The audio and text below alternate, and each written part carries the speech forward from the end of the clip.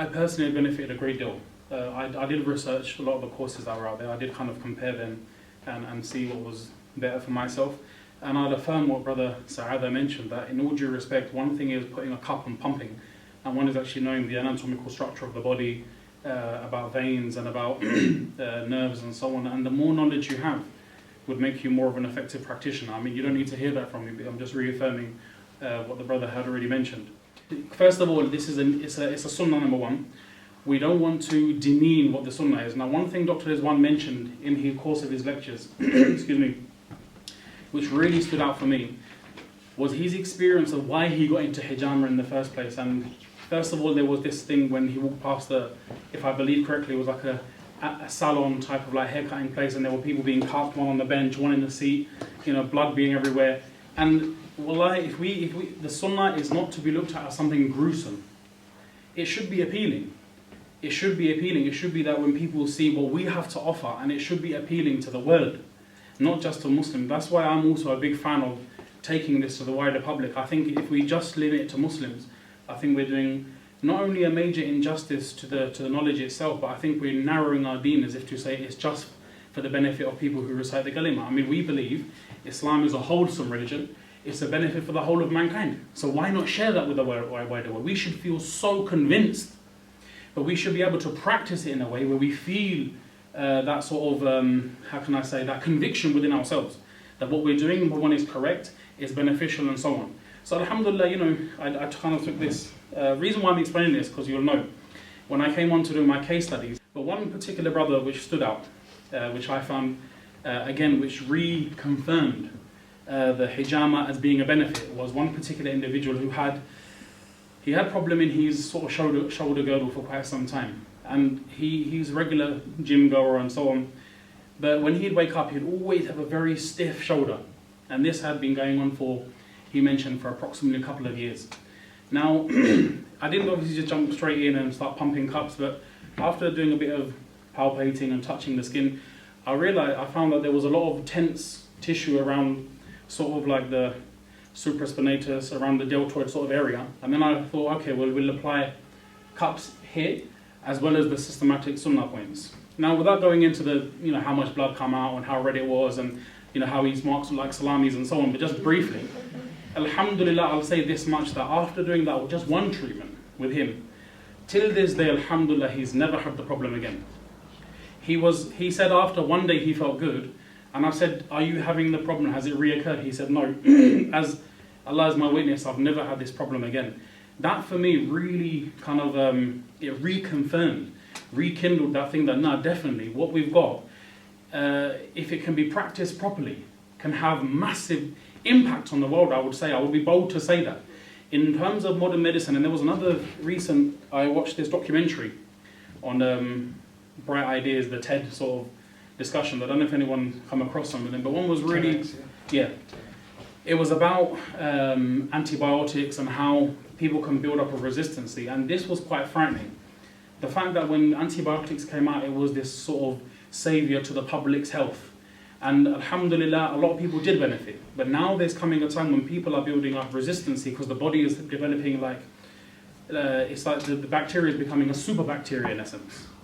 So when in the absence of any, when these issues take place, when there is not proper, or rather when the medicine is going to have a less of effect, our belief is that definitely, if we revert back to the sunnah and the golden ways, so to say, definitely we feel there would be some benefit.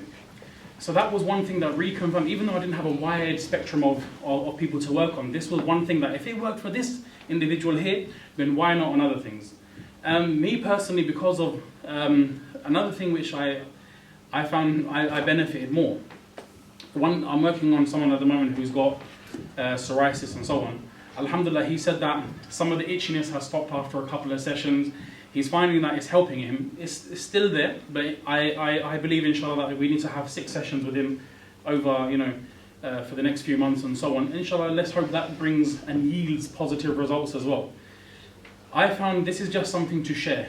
It's not really so much so hijama, but as a personal experience, I found that at that point when someone's laying down in front of you and you've got a patient, I just adopted something simple, like giving them words of advice, just some small nasiha.